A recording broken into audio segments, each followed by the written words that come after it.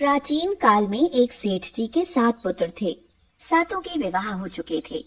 सबसे छोटे पुत्र की पत्नी श्रेष्ठ चरित्र की थी, परंतु उसके कोई भाई नहीं था।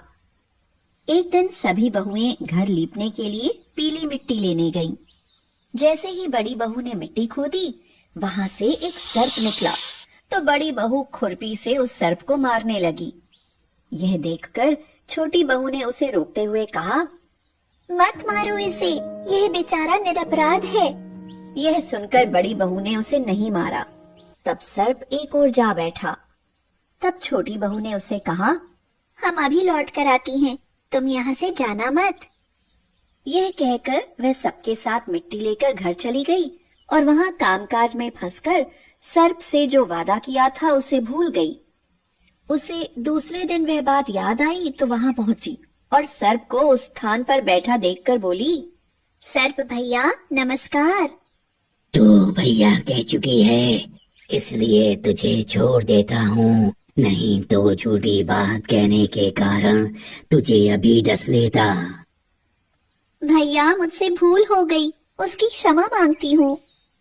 तो सर्प ने कहा, अच्छा, तू आज से मेरी बहन हुई और मैं तेरा भाई हुआ, तुझे जो मांगना है मांग ले। छोटी बहू ने उससे बोला, भैया मेरा कोई नहीं है, अच्छा हुआ जो तू मेरा भाई बन गया। कुछ दिन व्यतीत होने पर वह सर्प मनुष्य का रूप रखकर उसके घर आया और बोला, मेरी बहन को भेज दो। बड़ी बहू ने हैरानी से कहा, इसके तो कोई भाई नहीं था। मैं दूर के रिश्ते में इसका भाई हूँ, बचपन में ही बाहर चला गया था। उसके विश्वास दिलाने पर घर के लोगों ने छोटी को उसके साथ भेज दिया। उसने मार्ग में बताया, मैं वही सर्प हूँ, इसलिए तू डरना नहीं, और जहाँ चलने में कठिनाई हो वहाँ मेरी पूंछ पकड़ लेना। इस प्रकार वह उस घर पहुंच गई। वहां के धन ऐश्वर्य को देखकर वह चकित हो गई। एक दिन सर्प की माता ने उससे कहा, मैं एक काम से बाहर जा रही हूँ, तू अपने भाई को ठंडा दूध पिला देना। उसे यह बात ध्यान न रही और उसने गलती से गर्म दूध पिला दिया, जिससे सर्प का मुंह बुरी तरह जल गया। यह देखकर सर्प की माता बहुत क्रोधित हुई, परंतु सर्प के समझाने पर वह शांत हो गई। तब सर्प ने कहा, बहन को अब उसके घर भेज देना चाहिए। तब सर्प और उसके पिता ने उसे बहुत सा सोना, चांदी, जवाहरात, वस्त्र भूषण आदि देकर उसके घर पहुंचा दिया। इतना ढेर सारा धन देखकर बड़ी बहू ने ईर्ष्या से कहा, भाई तो बड़ा धनवान है, तुझे तो उससे और भी धन लाना चाहिए। सर्प ने यह वचन सुना तो सब वस्तुएं सोने की लाकर दे दी। यह देखकर बड़ी बहू ने कहा, इन्हें झाड़ने की झाड़ू भी सोने की होनी चाहिए। तब सर्प ने झाड़ू भी सोने की लाकर रख दी। सर्प ने छोटी बहू को हीरे मणियों का एक अद्भुत हार दिया था। उसकी प्रशंसा उस देश की रानी ने भी सुनी और वह राजा से बोली, सेठ की छोटी बहू का हार यहाँ आना चाहिए। रानी के कहे अनुसार छोटी बहू का हार उन्हें दे दिया गया। छोटी बहू को यह बात बहुत बुरी लगी।